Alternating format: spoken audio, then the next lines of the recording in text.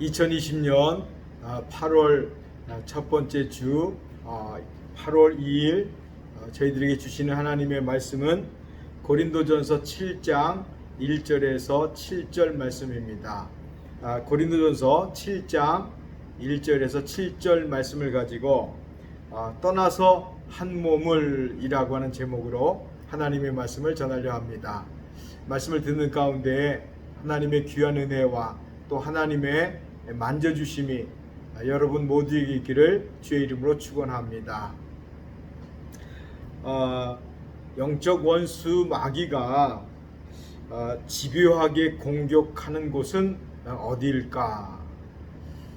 마귀가 누구를 혹은 어디를 아주 집요하게 공격할까? 많은 사람들이 교회를 공격할 거라고 그렇게 생각합니다.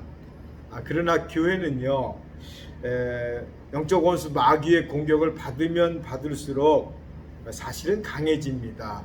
핍박을 받으면 받을수록 교회는 하나로 뭉치게 되어 있습니다. 그렇기 때문에 마귀는요, 직접적으로 교회를 공격하는 경우가 사실은 그렇게 흔하지 않습니다. 그러면 각 개인에게 공격할까? 물론 고린도 후서 4장 4절 말씀을 보면 그 중에 이 세상의 신이 믿지 아니하는 자들의 마음을 혼미하게 하여 그리스도의 영광의 복음의 광채가 비치지 못하게 한다. 믿지 않는 자들의 마음을 혼미케 하는 것은 사실입니다. 그러나 영적 원수 마귀는 아주 집요하게 공격하는 것은 교회보다는 혹은 각 사람에게보다는 가정을 공격하는 것 같습니다. 가정을 공격해서 가정의 문제를 가져오게 되면 그 문제는 곧바로 사회적 문제가 되기도 하고요, 영적으로는 교회의 문제가 되기 때문입니다. 그 동영상에서 아이들을 사랑하면서 호통치는 판사로 유명한 천종호 판사의 이야기입니다. 2014년부터 2019년까지 그 소년 재판이 1년에 평균 34,000에서 35,000건이 된다는 겁니다. 이 말은 소년 재판까지 드러난 재판이 하루에 약 100건 정도 벌어진다는 얘기지요. 드러나지 아니한 것까지 아마 합한다면 이보다 더한 많은 숫자의 이제 문제들이 가정에서 또 아이들에게 일어나고 있다라고 하는 사실을 우리가 알 수가 있습니다. 가정에서 시작된 이 아이들의 문제는 막바로 학교로 연결되고 그리고 사회로 이어지는 것은 뭐 말할 필요가 없겠지요. 버려진 아이들, 무관심 속에 자라난 아이들, 폭력에 시달린 아이들, 어른들의 학대 등 이런 아이들이 어렸을 때는요, 힘이 없기 때문에 그저 때리면 맞을 수밖에 없고, 그러나 그들이 성장해서 힘이 생기면 그때부터는 상황이 달라진다는 것을 왜 우리들은 알지 못하는가? 참 답답한 일입니다. 이 아이들이 커서요, 조금만 성장하면 파괴와 폭력 그리고 온갖 범죄에 연루되어서 심지어는 살인까지 서슴지 않게 하는 것을 우리가 가끔 뉴스를 통해서 접하게 됩니다. 통일교는요, 자기네들의 이름을 바꿔서 그 가정을 아주 통째로 삼키려고 합동 결혼식이라고 하는 것을 만들어서 가정을 파고 들어왔습니다. 가정이 얼마나 중요한가 그들은 일찍이 알고요, 마귀와 손잡고 가정으로 파고 들어온 것이지요. 창세기 2장 12절을 보면 하나님께서 말씀하시길 사람이 혼자 사는 것이 좋지 아니하니 내가 그를 위하여 돕는 배필을 지으리라, 이렇게 말씀하셨습니다.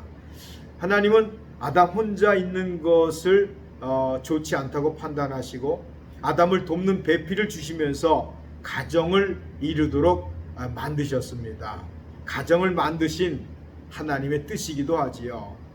창세기 2장 22절 23절을 보면 아담이 이르되 이는 내 뼈 중에 뼈요 살 중에 살이라 이것을 남자에게서 취하였은즉 여자라 부르리라. 그래서 아담의 갈비뼈를 취해서 그의 아내를 만들어 주시고, 또 3장 1절에 가서 보면요, 그런데 뱀은 여호와 하나님이 지으신 들짐승 중에 가장 간교하니라. 뱀이 여자에게 물어 이르되 하나님이 참으로 너희에게 동산 모든 나무의 열매를 먹지 말라 하시더냐고 하면서 여자에게 접근해서 이제 하나님 앞에 범죄하도록 이렇게 만든 것처럼 얘기해요. 사실은 여기서요, 한 개인 여자에게 접근했다라고 우리가 생각하기 쉽지만, 사실은 이 사건은요, 여자 한 개인에게 접근한 것이 아니라 하나님께서 만들어주신 가정을 공격하고 있는 겁니다. 그래서요, 지금도 영적 원수 마귀는, 사탄은 하나님의 교회를 공격해서 넘어뜨리려 분명히 그럴 것입니다. 근데 직접 하기보다는 가정을 통해서 가정을 넘어뜨리고 분쟁을 일으키고, 이 방법이 훨씬 더 효과적이라고 생각해서 지금도 가정을 공격하고 있다는 사실을 우리는 빨리 이해해야 되는 거지요. 그래서 가정에 분열을 가져오게 하고 가정을 파괴하면 이것이 얼마나 심각한 문제를 가져오는가에 대해서 이제 우리가 많은 것들을 알 수 있게 된다는 거지요. 가정을 파괴하는 가장 좋은 방법은 뭘까?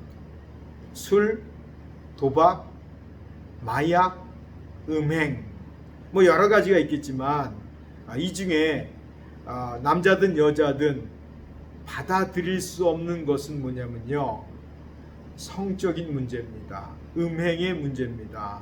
물론 술과 도박과 마약과 이런 것들도 굉장히 힘들게 만들지만, 그러나 남편에게 다른 여자가 생겼다, 아내에게 다른 남자가 생겼다면 이것은 술과 도박과 마약 이런 문제와 전혀 다른 문제가 되는 거죠. 그래서 마귀는 음행의 문제를 가지고 가정을 파괴하려고 하는 것을 알 수가 있습니다. 여러분, 우리가 깨어 있어야 될 줄로 믿습니다. 오늘 우리들에게 주시는 본문 말씀을 보면 고린도서 7장인데요. 이 고린도서 7장은 고린도 교회 성도들이 바울에게 결혼에 대해서 질문한 그것에 대한 대답입니다. 그래서 우리가 고린도전서 7장 2절을 보면 음행을 피하기 위하여 남자마다 자기 아내를 두고 여자마다 자기 남편을 두라. 결혼인데 음행을 피하기 위하여, 언뜻 보면 아니 단지 음행을 피하기 위해서 결혼하라는 것인가? 그렇게 생각할 수 있지요. 그래서 제가 음행이, 이 성적인 문제가 그렇게 간단한 문제가 아니라고 하는 것을 말씀드리는 겁니다. 그렇다면 성경이 말씀하시는 그 결혼은 대체 무엇일까? 원래 이것을 깨달으면요, 영적으로 우리 굉장한 도움이 될 뿐만 아니라 삶 가운데 진짜 행복한 가정을 만들 수 있다고 하는 확신이 들지요. 창세기 2장 24절 말씀입니다. 창세기 2장 24절에 이러므로 남자가 부모를 떠나 그의 아내와 합하여 둘이 한 몸을 이룰지로다. 부모를 떠나 그의 아내와 합하여 둘이 한 몸을 이룰지어다. 여기서 오늘 제목을 가져왔는데요, 떠나서 한 몸을. 이게 무슨 말이냐면, 우리가 여기서 떠난다라고 하는 말과 한 몸을 이룬다라고 하는 말에 사실은 조금 주목해야 됩니다. 여기서 떠나라라고 하는 말은요, 단지 부모를 떠나서 독립하라, 물론 그런 의미도 있지요. 그런데 여기서 떠나라라고 하는 말은 히브리어로 아자브라고 하는 말인데요. 이 뜻은 이런 겁니다. 자기가 좋아하던 것을 다 묻어버리고 떠나려는 거예요. 자기가 좋아하던 것을 다 묻어버리고 떠나라. 그리고 하나가 되어라. 이런 겁니다. 이게 성경이 말하는 결혼의 원리입니다. 이렇게 되면요, 이 놀라운 일이 벌어지는데, 많은 사람들이, 많은 부부들이 다투고 싸우는 그 이유는 뭘까? 이 원리 하나를 사실은 실행하지 않아서 그렇습니다. 바로 자기가 좋아하는 것들을 다 묻어버리고 떠나는 것이 결혼이거든요. 내 주장대로, 내 뜻대로, 내 생각대로 하고 싶은 게 사람들이 다 있지요. 그런데 결혼이라고 하는 것은 자기가 좋아하는 것을 묻어버리고 묻고 떠나야 되는 것이거든요. 이게 결혼의 시작이고 성경이 말하는 결혼의 원리입니다. 그래서요, 진짜 믿음이 있고 지혜로운 부부는 어떻게 살아갈까? 서로 자기가 좋아하는 것들을 묻어버리고 상대방이 좋아해 주는 것을 하는 겁니다. 자기 것을 묻는, 그래야 자기 것을 묻고 상대방이 원하는 것을 묻으면 내 것은 아무것도 없는 것처럼 사람들은 자꾸 오해해요. 아닙니다. 피차.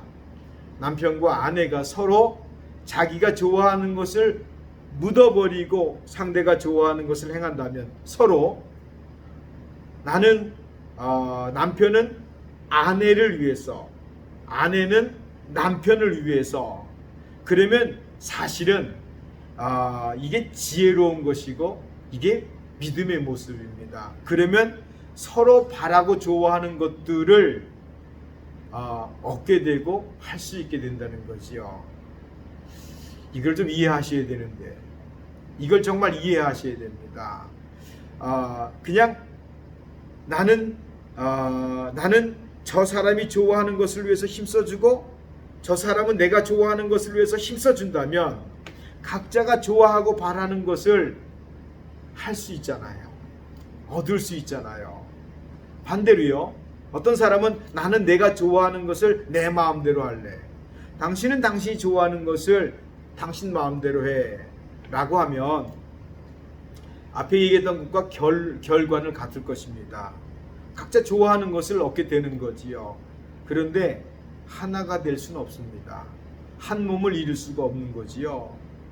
그러니까 잘 생각하셔야 되는 거예요. 결혼의 원리는 자기가 좋아했던 것들을 묻고 떠나는 거예요. 서로. 그래서 상대방이 원하고 상대방이 좋아하는 것을 해주는 거지요.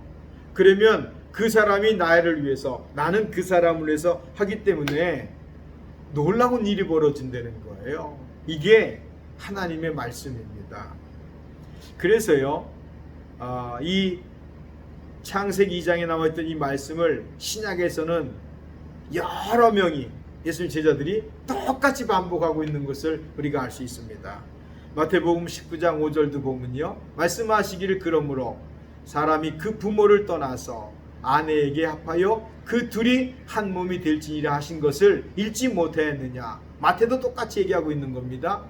마가복음의 마가도 이러므로 사람이 그 부모를 떠나서 그 둘이 한 몸이 될지니라. 이러한즉 이제 둘이 아니요 한 몸이니라. 그러니까 마태도 마가도, 당연히 바울도 그러지요. 에베소서 5장 31절에 그러므로 사람이 부모를 떠나 그의 아내와 합하여 그 둘이 한 육체가 될지니. 그러니까 사실은 이게 결혼의 원리거든요. 떠나서 한 몸이 되려는 거예요. 자기가 좋아하던 것들을 다 묻어버리고 떠나서 상대방을 위해서 일한다면 결국은 내가 원하는 것을 내가 얻게 된다는 것이요. 이게 하나님께서 우리에게 주신 결혼의 비밀입니다. 혼자 사는 것은 어떠냐라고 하는 질문에 바울이 어떻게 대답했는가? 혼자 사는 거요? 고린도서 7장 8절을 보면요, 내가 결혼하지 아니한 자들과 과부들에게 이르노니 나와 같이 그냥 지내는 것이 좋으니라. 그러니까 결혼하지 아니한 사람들 또 과부들에게는 바울처럼 그냥 혼자 지내는 것도 좋다고 말씀하는 거예요. 그러나 중요한 것은 뭐냐면 만약에 혼자 있으면서 범죄하거든. 고린도서 7장 9절에 이렇게 말씀합니다. 만일 절제할 수 없거든 결혼해라. 정욕이 불같이 타는 것보다 결혼하는 것이 나으니라. 혼자 사는 것도 좋다는 겁니다. 그러나 혼자 있으면서 성적으로 범죄하거든 절제할 수 없거든 결혼하려는 겁니다. 그만큼 이게 만만한 문제가 아니라는 거지요. 정욕이 불같이 타는 것보다 오히려 결혼하는 것이 낫다. 혼자 있으면서 범죄하는 것보다 낫다고 말씀해 주고 있는 거지요. 정말 우리가 이런 것들은 잘 들어야 되지 않겠나. 그 다음에 또 한 가지 성경은요 한 몸이라고 말할 때 이것을 두 군데에서 말하고 있습니다. 첫 번째는 가정에서 한 몸이라고 말하고 있고 또 한 군데는 교회를 말할 때 한 몸이라고 하는 말을 성경은 사용하고 있습니다. 고린도전서 12장 27절에 너희는 그리스도의 몸이요 지체의 각 부분이라. 에베소서 5장 30절에 우리는 그 몸의 지체라. 이렇게 해서 교회를 몸으로 한 몸으로 성경은 설명하고 있습니다. 그래서 이 얘기는 뭐냐면 똑같은 거지요. 우리가 세상을 떠나서 그리스도와 한 몸을 이루었다. 이게 똑같은 원리를 말하는 겁니다. 그러니까 우리가 예수 믿기 전에 가지고 있었던 것들, 그래서 세상에서 내가 좋아했던 것들을 다 묻어버리고 떠나는 거예요. 예수 믿는다라고 하는 것은. 그래서 주님과 한 몸이 된다. 그러니까 우리는 주님께서 원하시는 것을 행하고 또 주님은 우리들을 위해서 일해 주시면 그래서 하나가 되면 아까 말씀드렸던 것과 똑같은 원리가 되는 거예요. 나는 내가 원하는 것을 행하고 주님은 주님이 원하시는 것을 하세요. 그러면 한 몸이 한 몸이 될 수가 없지요. 나는 주님을 위해서 내 것은 다 묻어버리고 주님을 위해서 주님은 또 나를 위해서 일해 주신다면 하나가 되면서 내가 원하는 것을 얻게 된다. 이런 거지요. 놀라운 일이 아니겠습니까? 귀한 깨달음이 있어야 될 줄로 믿습니다. 그 다음에 또 주님께서 가장 싫어하는 것이 성경에는 뭐라고 말할까? 우상 숭배입니다. 그러니까 우상 숭배라고 하는 것은 이 구약에서는요 다 영적 음행으로 이야기를 하고 있습니다. 그러니까 우상 숭배는 영적인 음행이다. 그래서 민수기에 보면요 민수기서 25장 1절 2절을 보면 이스라엘이 시딤에 머물러 있더니 그 백성이 모압 여자들과 음행하기를 시작하니라. 그 여자들이 자기 신들에게 제사할 때 이스라엘 백성을 청함에 백성이 먹고 그들의 신들에게 절했다. 그러니까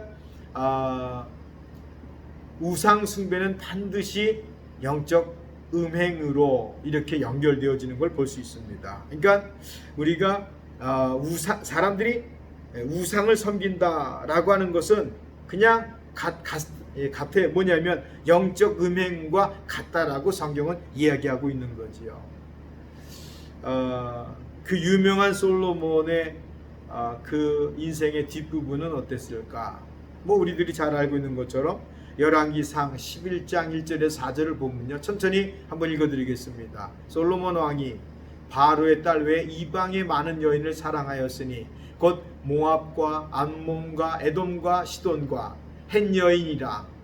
여호와께서 일찍이 이 여러 백성에 대하여 이스라엘 자손에게 말씀하시기를 너희는 그들과 서로 통혼하지 말며 그들도 너희와 서로 통혼하게 하지 말라. 그들이 반드시 너희의 마음을 돌려 그들의 신들을 따르게 하리라 하셨으니 솔로몬이 그들을 사랑하였더라. 왕의 후궁이 700명이요 첩이 300명이라. 그의 여인들이 왕의 마음을 돌아서게 하였더라. 솔로몬의 나이가 많을 때에 그의 여인들이 그의 마음을 돌려 다른 신들을 따르게 하였으므로 왕의 마음이 그의 아버지 다윗의 마음 같지 아니하여 그의 하나님 여호와 앞에 온전하지 못하였다. 솔로몬은 인생의 마지막에 후궁 700명과 첩 300명을 거느렸습니다. 그리고 그들이 섬겼던 이방 신들을 솔로몬의 마음을 바꾸어 나와서 결국은 우상을 섬기게끔 영적 음행이지요. 그러니까 우상은, 구약 때 우상은 혹은 지금도 우상은 영적 음행으로 이어진다라고 하는 것을 하나님께서 경고하고 계십니다. 그러니까 우리가 그냥 우상 숭배가 아닙니다. 그것이 눈에 보이는 우상이든 눈에 보이지 않는 우상이든 그것은 다 하나님 앞에 영적인 음행으로 연결된다라고 하는 것에 정말 우리가 얼마나 조심해야 되는지 깨닫는 은혜가 있기를 주의 이름으로 축원합니다. 그러면서 우리가 한 가지 생각해 봐야 할 것은 뭐냐면, 그렇다면 이혼의 문제는 어떤 것인가? 늘 조심스럽지요. 우리들이 교회를 다니면서 혹시 이렇게 알고 있는 것은 아닌가? 많은 사람들이 이혼에 대해서 이렇게 알고 있는 것 같아요. 마태복음 5장 32절에 나는 너에게 이르노니 누구든지 음행한 이유 없이 아내를 버리면 이는 그로 간음하게 하며 또 누구든지 버림받은 여자에게 장가드는 자도 간음함이라. 음행한 이유 없이 아내를 버릴 수 없다라고 이렇게 말씀하고 있어요. 그래서 음행함은 음행 이외에 다른 방법으로는 이혼이 안 된다라고 생각하고 있습니다. 그런데 이 음행을 영적 음행으로 해석한다면 어떨까? 남편이 아니면 아내가 하나님이 아닌 다른 신을 자꾸만 섬기면 어떻게 되는 걸까? 영적으로 우상을 섬기는 것은 영적 음행이거든요. 물론 성경은 기본적으로 이혼하지 말라라고 하는 것이 성경의 기본적인 말씀입니다. 사도 바울도요, 고린도전서 7장에 10절 11절에 결혼한 자들에게 내가 명하노니 명하는 자는 내가 아니요 주시라. 여자는 남편에게서 갈라서지 말고 만일 갈라섰으면 그대로 지내든지 다시 그 남편과 화합하든지 하라. 남편도 아내를 버리지 말라. 이렇게 말씀하고 있어요. 그러니까 기본적으로 성경은 이혼 반대하고 있는 거지요. 왜냐하면 구원 얻을 기회가 있기 때문이다. 그런데요, 우리가 고린도전서 7장 15절을 보면 혹 믿지 아니하는 자가 갈리거든 갈리게 하라. 형제나 자매나 이런 일에 구애될 것이 없느니라. 그러나 하나님은 화평 중에서 너희를 부르셨느니라. 이렇게 이 세 번역으로 보면 이렇게 말합니다. 그러나 믿지 않는 사람 쪽에서 헤어지려고 하면 헤어져도 됩니다. 믿는 형제나 자매가 이런 일에 얽매일 것이 없습니다. 하나님께서는 여러분을 부르셔서 평화롭게 살게 하셨습니다. 라고 새 번역은 이렇게 번역하고 있어요. 믿지 않는 사람 쪽에서 헤어지려고 하면 헤어져도 됩니다. 제 얘기가 아닙니다. 고린도전서 7장 15절 사도 바울이 그렇게 말하고 있는 겁니다. 여러분, 결혼의 그 첫 번째 문제는 뭐였는가? 사람들이 결혼에 대해서 전혀 모르고 결혼했다는 겁니다. 이게 참 제일 문제지요. 그 다음에 결혼하고 나서 사람들이 갈등하기 시작하거든요. 근데 고린도 7장 오늘 우리들이 주시는 말씀, 가장 중요한 말씀 하나를 꼭 기억해야 됩니다. 결혼은 내가 좋아했던 것들을 다 묻어버리고 떠나는 거예요. 그리고 하나가 되려고 해야 됩니다. 이 말씀을 꼭 기억하셔야 됩니다. 내가 좋아했던 것들을 다 묻어버리고 떠나 하나가 되려고 하는 것. 저쪽은 안 하려고 하는데요. 아니, 이쪽부터 하면 됩니다.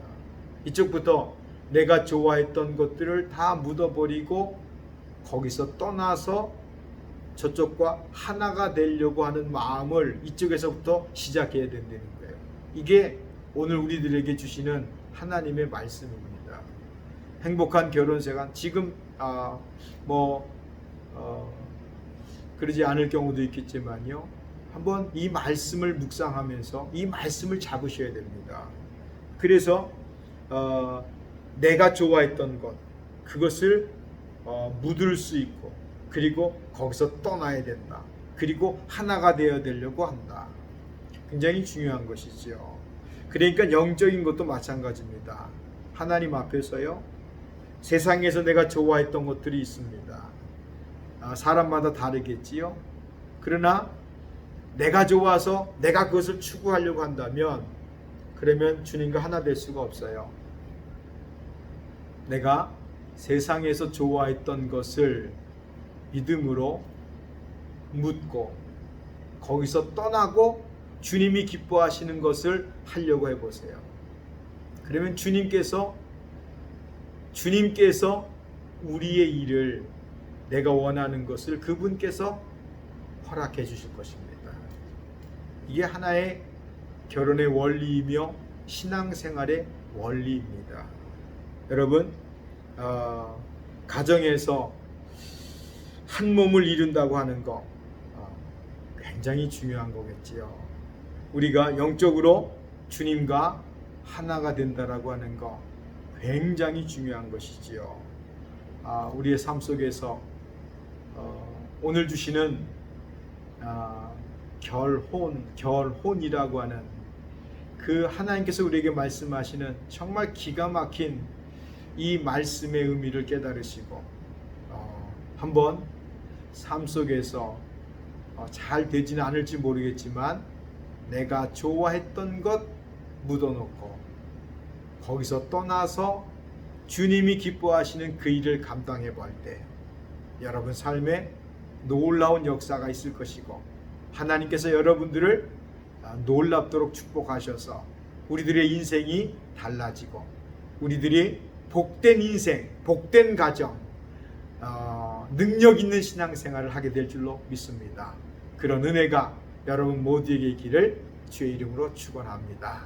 잠깐 기도하겠습니다. 하나님 아버지, 고린도전서 7장은 고린도 교회 성도들이 바울에게 결혼에 대한 문의가 있고 그것에 대한 답입니다. 하나님, 고린도전서 7장을 다시 자세히 살펴보면서 하나님께서 말씀하시는 결혼이 무엇인지, 하나님 창세기 2장에 주셨던 그 말씀, 그 부모를 떠나 한 몸을 이루라. 하나님, 그 말씀의 의미를 압니다.